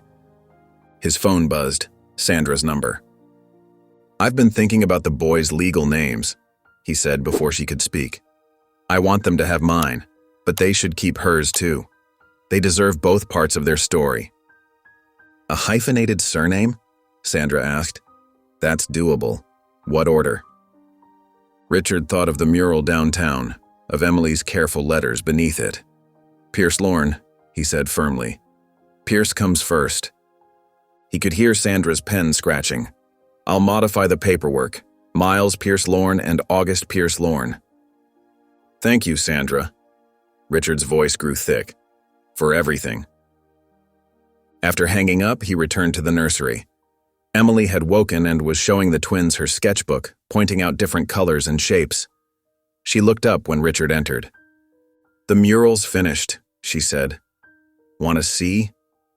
Richard sat beside them, taking August into his arms while Emily held Miles. I'd love to, but first, how do you feel about your brothers having two last names? Emily's face brightened. Like keeping part of their first mom and adding part of us? Exactly like that. She nodded vigorously. That's perfect. Because they're both. They're all of it. Richard watched his daughter return to her sketching, the twins cooing at the bright colors. Outside, somewhere in the city, Joanna's face smiled down from a concrete wall, no longer hidden, no longer erased. And here, in this warm room filled with art and love, her sons would grow up knowing every piece of who they were. The guardianship papers sat ready on Sandra's desk, waiting for morning. Two names joined together, bridging a divide that should never have existed. Miles Pierce Lorne, August Pierce Lorne. A hyphen holding past and present, loss and love, remembrance and hope. Richard adjusted his tie as he rode the elevator to the top floor of Lorne Holdings headquarters. The familiar weight of his briefcase felt different today. Lighter, somehow. Inside was a presentation that would change everything, though not in the way the board expected. The mahogany-paneled boardroom hadn't changed since his father's time. The same oil paintings of past CEOs lined the walls, their stern faces watching over quarterly meetings for decades. Richard's own portrait hung at the end, painted 5 years ago, capturing his previous self. Sharp-suited, expressionless, perfect.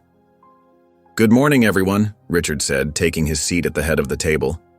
14 pairs of eyes watched him carefully. These were people he'd known for years, some since childhood. Today, they felt like strangers. Carson Wheeler, head of strategic planning, cleared his throat. Before we begin the quarterly review, there are some concerns we need to address. Richard noticed the careful glances between board members. They'd clearly discussed this before the meeting. Recent events, Carson continued, adjusting his gold cufflinks, have created certain distractions. The publicity surrounding your personal decisions has raised questions about company focus. Patricia Chen, their marketing director, slid a tablet across the table. On it was a photo of Emily's mural, now shared thousands of times online. Comments below ranged from supportive to scathing. Conservative circles are particularly vocal, Patricia said softly. Several major investors have expressed unease. Richard kept his face neutral, years of boardroom training serving him well. He watched as Thomas Bradford, his father's oldest friend on the board, leaned forward. "We've discussed this at length," Thomas said, his voice carrying that particular tone of false concern Richard knew too well. Perhaps a temporary step back would be beneficial. A quiet leave while we reorganize leadership structure. The room held its breath, waiting for Richard's response. They expected anger, perhaps, or defensive negotiation. Instead, he stood and walked to the presentation screen. "Before we continue that thought," Richard said, pulling up his first slide, "I'd like to share some market analysis." Graphs filled the screen, showing demographic shifts in real estate purchases across their major markets. The data was clear. Diverse communities were driving their strongest growth sectors. "These are the families changing our landscape," Richard explained, clicking through detailed breakdowns. Single-parent households, immigrant communities, blended families. They represent 60% of our market expansion in the last quarter alone. He moved to the next slide, a rendering of modern, affordable housing complexes. "This is the Joanna Pierce Housing Initiative, a complete reimagining of how we approach community development." The board shifted uncomfortably as Richard outlined the project. Subsidized units for single mothers, community spaces designed for multicultural gatherings, educational support centers built into every complex. "This isn't charity," Richard continued, his voice steady. "It's smart business. But more importantly, it's right. My sister Joanna understood something we've ignored too long. Community isn't built on exclusion." Thomas's face reddened. "Your sister?" "Richard, this emotional attachment to a historical situation is precisely our concern." Richard turned off the presentation. The room fell silent as he looked at each board member in turn. "If this company doesn't make room for people like my sister," he said quietly, "then it no longer represents me." He pulled an envelope from his briefcase and placed it on the table. "This is my voluntary withdrawal from day-to-day operations, effective immediately. I retain my shares and voting rights, but leadership will transition to Sarah Martinez." Several heads turned toward Sarah, their youngest VP, known for her progressive vision and community focus. She sat straighter, ready for the challenge. "You can't be serious," Thomas sputtered. "The Lorne name." "We'll continue to stand for something," Richard interrupted. "Just not what you're comfortable with."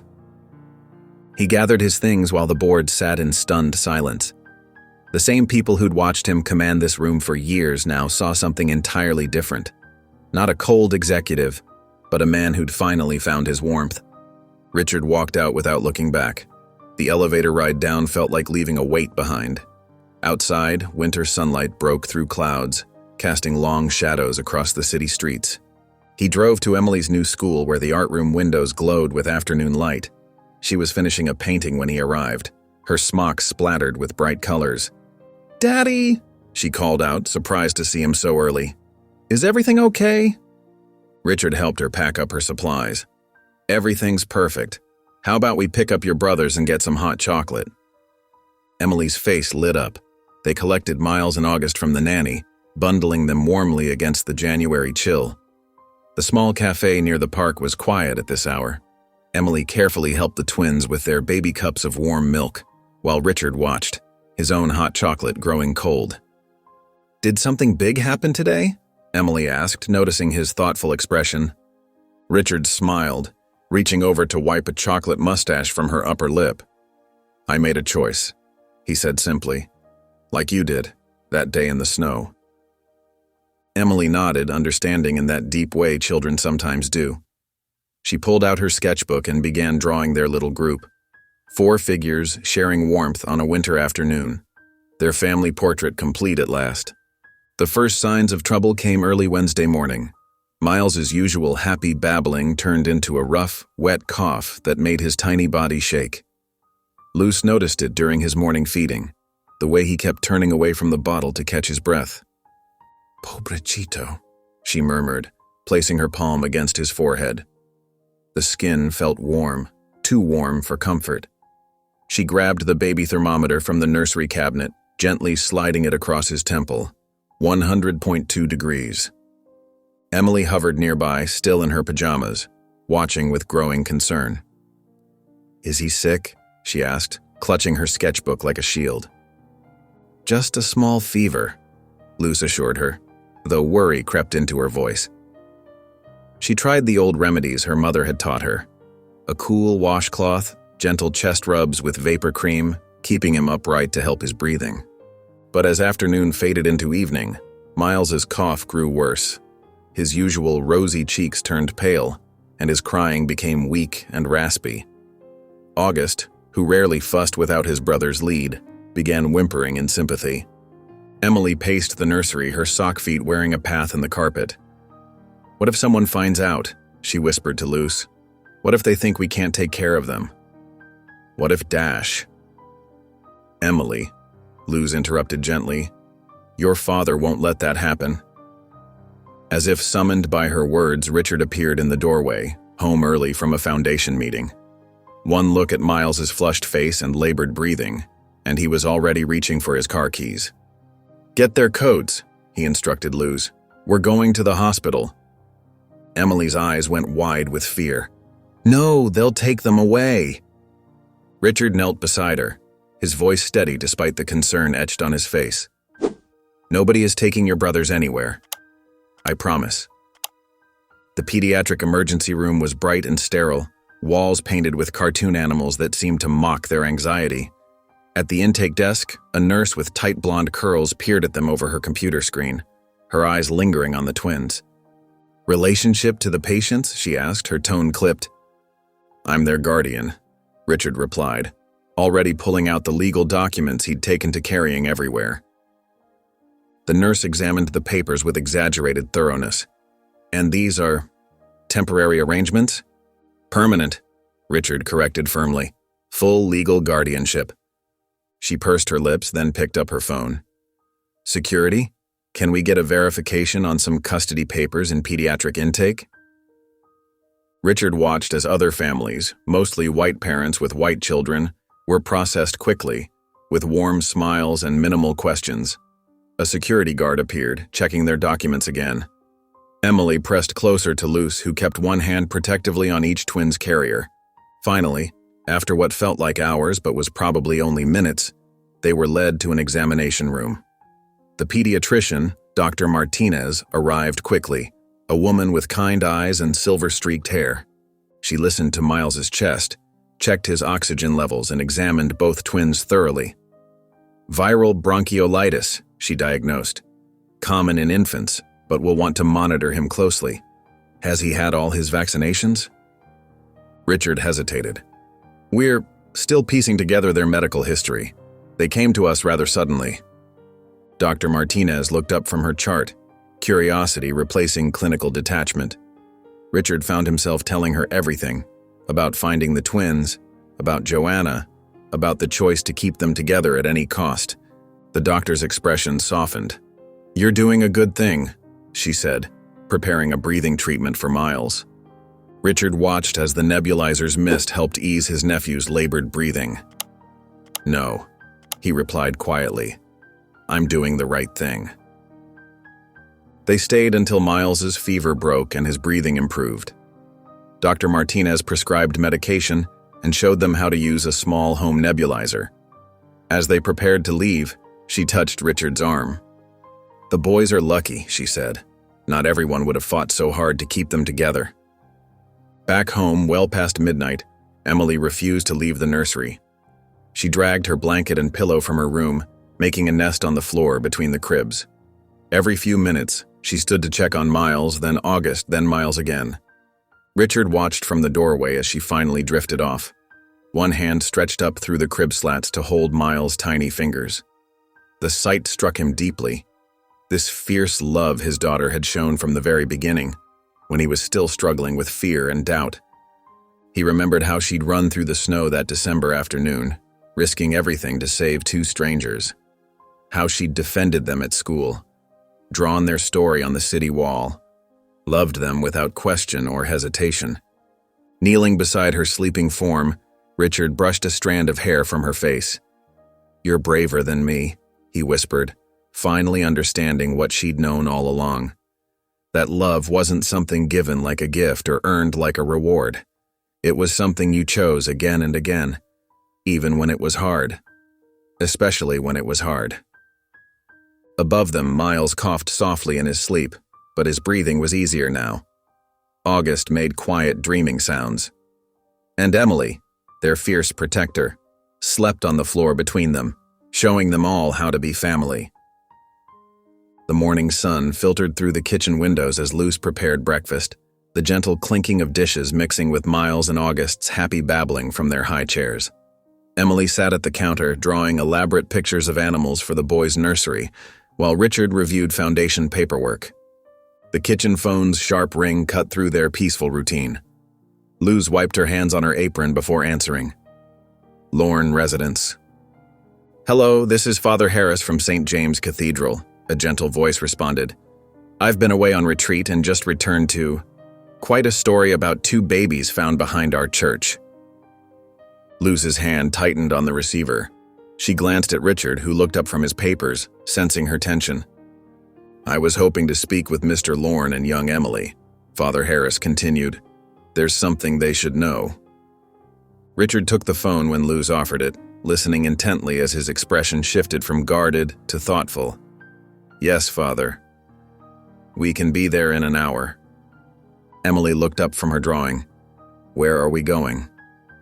"To the church," Richard answered, already reaching for his coat. "Where you found the boys." The drive to St. James was quiet, filled with memories of that snowy December afternoon. Emily pressed her face against the window as they passed the alley where she'd first heard the twins' cries. The cathedral looked different in daylight, less imposing but somehow more sacred. Father Harris met them at the side entrance, his weathered face creasing into a kind smile. He was older than Richard expected, with silver hair and gentle eyes that immediately focused on Emily. "You must be the brave young lady I've heard about," he said, kneeling to her level despite his age. "God works in mysterious ways, doesn't he?" Emily nodded solemnly. "Did you know about the babies?" "Come inside," Father Harris gestured. "There's something I need to share." They followed him through the quiet church, their footsteps echoing off ancient stone. Richard carried August while Luce held Miles, both babies unusually quiet in the sacred space. Father Harris led them to his office, a small room filled with books and the scent of old wood. "Joanna came to me about 3 weeks before." He paused, choosing his words carefully. "Before she left us. She was very ill, worried about what would happen to her boys. She had no family she could trust, except one she'd never met." Richard's throat tightened. "Me? Yes." Father Harris opened his desk drawer and removed an envelope, slightly yellowed at the edges. "She left this with me just in case. She said I'd know when it was time to share it." The envelope was addressed simply, "To Miles and August." "She was here often in those final weeks," Father Harris continued, his voice soft with memory. "Praying in the back pew, always alone. She told me about her mother, about your father, about the family that erased her. But she never spoke with bitterness, only hope that someday love would be stronger than fear." Emily reached for the letter, but Richard gently stopped her. "This is for your brothers when they're older." She knew she was dying, Father Harris said, but her greatest concern wasn't for herself. She wanted her boys to know who they were, not just their history, but their worth. She wrote this letter the day before she passed. Richard held the envelope like it might crumble in his hands. "What does it say?" "That's between Joanna and her sons," Father Harris smiled. "But she did share her final prayer with me. Let them grow up knowing who they are, not just whose blood they carry, but whose hearts chose them." Emily tugged at Father Harris's sleeve. "Can we light a candle for her?" The old priest led them to the prayer alcove, where dozens of small flames flickered in red glass holders. He lifted Emily so she could reach the highest tier, helping her light a fresh candle. "Bless these children," Father Harris prayed softly, making the sign of the cross over Emily, then the twins. The ones who found each other through your grace. Richard hung back, watching the candlelight dance across his children's faces. He thought of Joanna, sitting alone in these pews, carrying such a heavy choice. Before they left, he pressed an envelope into Father Harris's hands. "For the roof repairs," he said quietly. "No name needed." The priest nodded, understanding the gesture for what it was. Not charity, but gratitude. As they drove home, Emily pressed her nose against the window again, watching the cathedral shrink in the distance. "Can we come back next week?" Richard caught her eye in the rearview mirror. "Every week if you want." Back home, Richard found an old wooden box in his study, one his mother had used for precious things. He lined it with soft fabric and placed Joanna's letter inside, then added the twins' first photos, the DNA results, and Emily's original drawings of Peanut and Nugget. On the lid, he wrote in careful letters, "When they're old enough to read." Emily watched him close the box, her eyes serious. "When will that be?" "When they're ready to understand their story," Richard answered. "All of it." The box was placed on a high shelf in the library where sunlight would touch it every morning, a promise waiting to be kept. The morning light streamed through large classroom windows as Emily settled into her new desk. Her backpack was stuffed with fresh notebooks and her favorite art supplies. Most importantly, she had carefully packed her treasured sketchbook in a small silver frame holding a photo of Miles and August. She arranged her desk thoughtfully, placing the twins' picture right next to her pencil case where she could see their smiling faces. The classroom buzzed with the excited chatter of students getting ready for the day. Mrs. Martinez, her new teacher, had a warm smile that made Emily feel welcome. "Would you like to introduce yourself to the class?" she asked gently. Emily stood smoothing her sweater. "I'm Emily," she said clearly. "I love drawing and I have 2 baby brothers named Miles and August." Several students waved and smiled. A girl named Sophie invited Emily to sit with her during lunch. The morning passed quickly with math and reading, and Emily found herself relaxing into the friendly atmosphere. When art class arrived after lunch, Emily's excitement peaked. The art room was filled with natural light, and colorful student work covered the walls. She unpacked her materials, carefully setting out her special drawing pencils. "Today we're drawing portraits of people we love," the art teacher, Ms. Chen, announced. "Think about what makes them special to you." Emily immediately began sketching the twins, her pencil moving confidently across the paper. She added little details she knew by heart: August's quiet smile, Miles' curious eyes.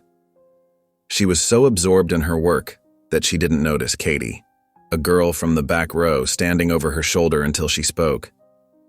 "Are they really your brothers? Like actually?" Katie's tone held a hint of challenge. The room seemed to grow quiet. Emily's hand stilled over her drawing as other students looked up, waiting for her response. She felt her cheeks grow warm, remembering similar moments at her old school. But this was different. She wasn't afraid anymore. Emily looked up calmly, meeting Katie's eyes.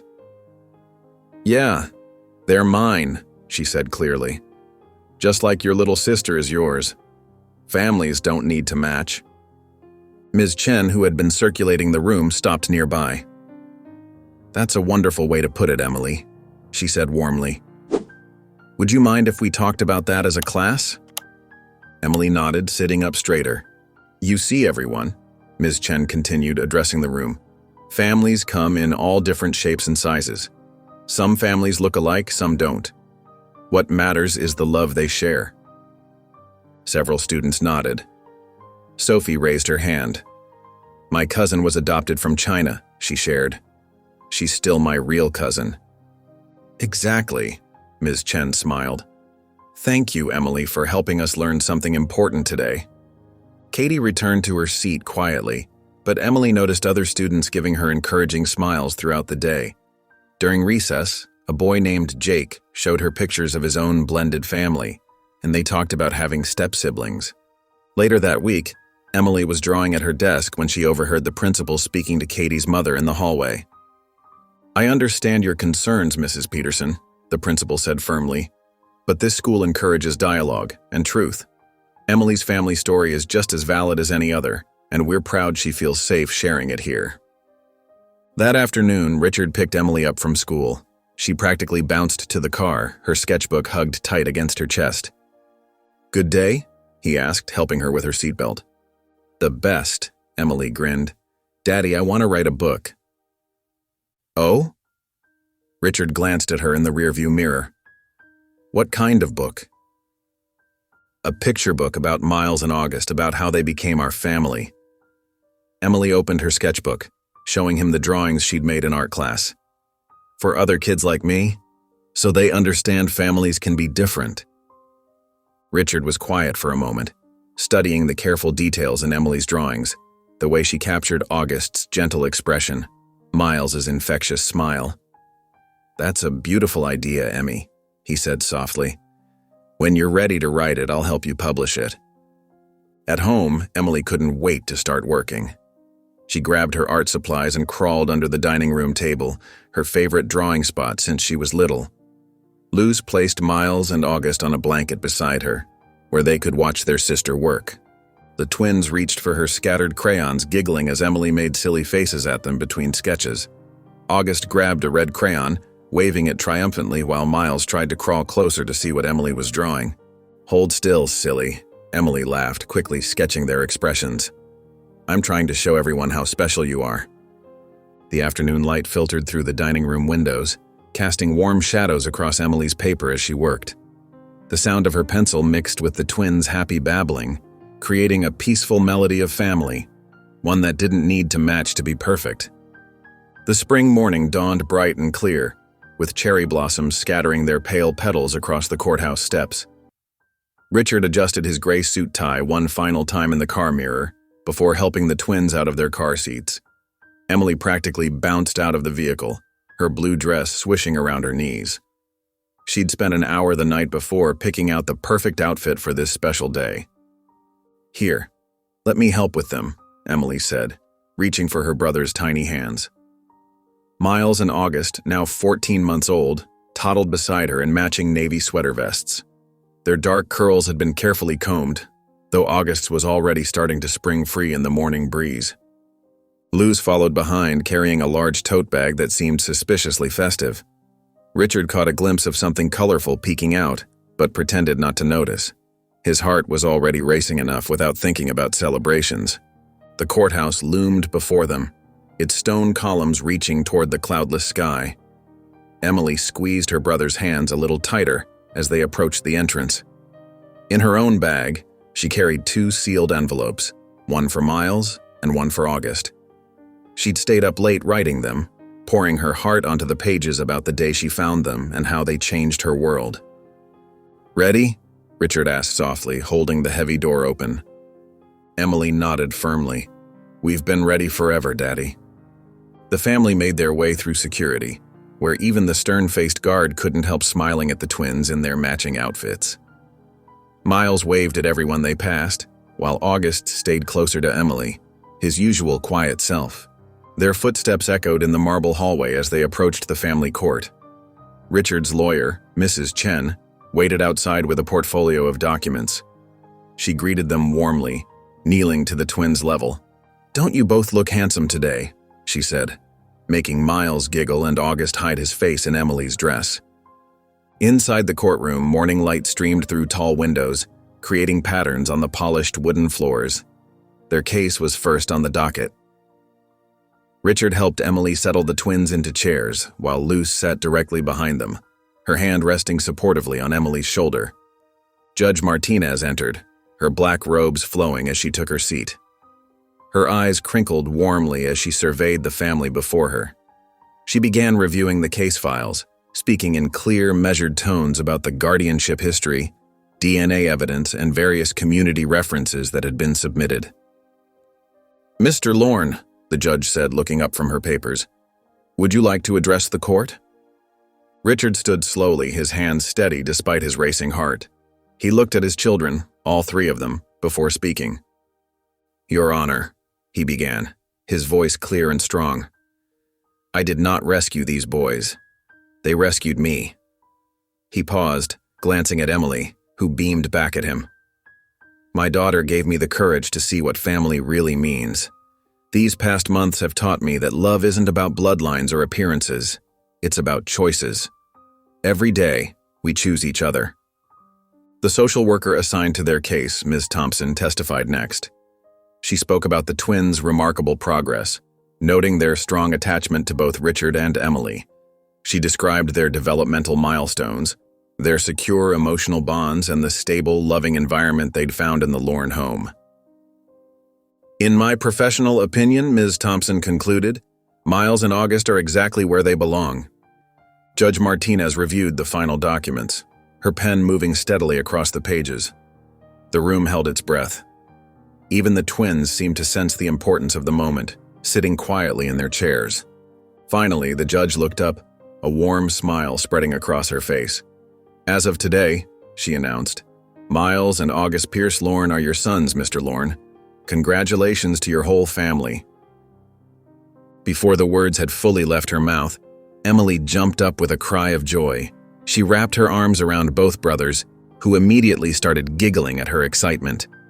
Richard blinked rapidly, not bothering to hide the tears in his eyes. Suddenly, a shower of colorful confetti rained down around them. Luce stood behind them, empty party bag in hand, wearing the biggest smile they'd ever seen. The court clerk tried to look stern but ended up laughing instead. I knew we'd win, Luce said, pulling tissues from her pocket and passing them around. As they made their way out of the courtroom, Richard carrying August while Emily held Miles's hand, they heard excited whispers from the hallway. Outside on the courthouse steps, a small group waited, Emily's new classmates from school holding handmade signs decorated with hearts and glitter. Sophie held up a banner that read, Every family looks different. This one looks perfect. Jake and his stepsister Katie waved smaller signs with the twins' names written in bright colors. Even their art teacher, Ms. Chen, stood in the back with a camera. Surprise! Emily's friends called out, though quietly enough not to startle the twins. Richard gathered both boys into his arms, their little faces bright with excitement at all the attention. Emily stood proudly in front of them, holding up her own sign she'd secretly made the night before. In careful letters decorated with drawings of hearts and stars, it proclaimed, My brothers. Forever. The morning sun caught the last bits of falling confetti as Ms. Chen raised her camera. Everyone ready? She called out. Emily straightened her dress and turned to face the camera, her smile radiant. Richard held the twins securely, his heart so full it felt like it might burst. Luz stood beside them, dabbing at her eyes with a tissue while still managing to smile. Safe family, Ms. Chen called out. And they did. All of them together, their voices joining in a joyful chorus on the sun-warmed courthouse steps. Sunlight danced through the restored greenhouse windows, casting warm patterns across the wooden floor. The space that once held only shadows and forgotten memories now bloomed with life and color. Wildflowers lined the walls in terracotta pots, their petals reaching toward the light. Children's drawings covered the lower windows, crayon masterpieces of stick figures and smiling suns. Soft stuffed animals perched on wooden benches keeping watch over nap times and playdates. Above it all hung a simple wooden sign, its letters painted in Emily's careful hand. Joanna's Garden. The paint had tiny flecks of glitter mixed in, catching the light just so. Emily's special touch to make it extra magical, as she'd explained. Richard sat on the cushioned bench near the center, where the light was strongest. In his hands, he held a worn leather journal, its pages soft with age and use. Father Harris had delivered it last week, found buried in an old donation box while the church was being renovated. I think she'd want you to have this, he'd said quietly, pressing it into Richard's hands. Now, in the peaceful morning quiet, Richard turned each page with reverence. Joanna's handwriting flowed across the pages, sometimes neat and measured, other times hurried and emotional. Her words painted pictures of hope and heartache, of dreams for her unborn sons, of the weight of decisions no mother should have to make. I want them to know love without shadows, one entry read, to grow tall in the light, not bent in the dark like I was. Richard paused, running his fingers over the words. Through the greenhouse windows, He could see Miles and August playing in their sandbox, Luz watching nearby. Their laughter filtered through the glass, a melody Joanna had dreamed of but never heard. Later that afternoon, the family gathered at Emily's school library. The room was packed with parents and children sitting cross-legged on colorful reading mats. Emily stood at the front, holding her newly printed picture book with steady hands. The cover showed a winter scene with 2 bright stars shining through swirling snow. 2 stars in the snow? Emily began reading, her voice clear and confident. She turned the pages slowly, showing her illustrations of a little girl finding 2 baby brothers on a cold winter night. The story was gentler than reality. No dumpsters or fear, just magic and hope and love. Parents dabbed at their eyes as Emily read. Children leaned forward, caught in the story's spell. Richard watched from the back of the room, his throat tight with emotion. The twins sat in Luz's lap, too young to understand they were hearing their own story transformed into something beautiful. When Emily finished, the room erupted in applause. Children crowded around, wanting to see the pictures up close. A small girl with braids tugged on her mother's sleeve and announced, "I want to adopt someone too." Her mother knelt beside her, explaining gently about different ways families grow. Parents approached Emily, asking where they could buy copies. Her art teacher had helped her print a small batch, available for a donation to the Joanna Pierce Foundation. They sold out within minutes. Back home that evening, Emily found a letter in the mail. The envelope had traveled from Minnesota, addressed in careful handwriting to Emily Lorne, author.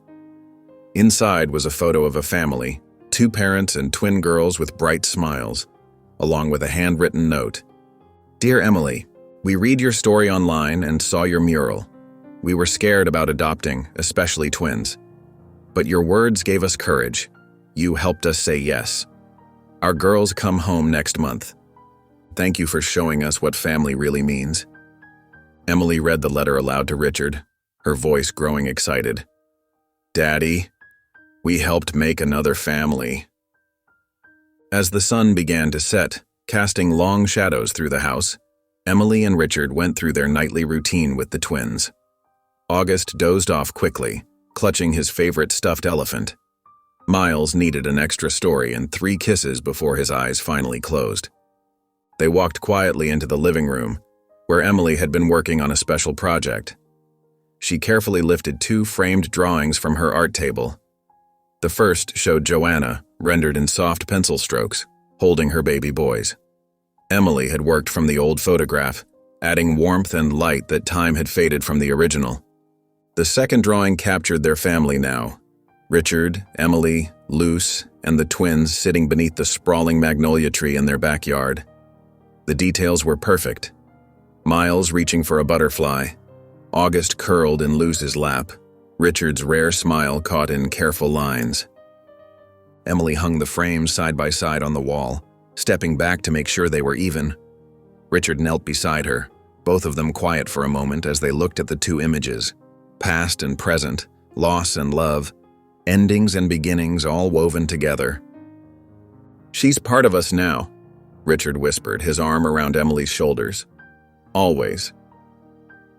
The evening settled into one of those perfect moments that feel like a gift.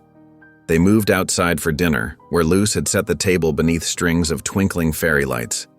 The twins sat in their high chairs, giggling as they tried to catch fireflies that danced just out of reach. Emily sketched between bites of dinner, her pencil moving quickly to capture the joy around her.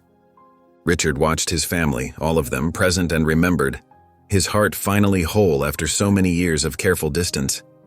The summer air was sweet with jasmine from Joanna's garden, carrying promises of more stories yet to come.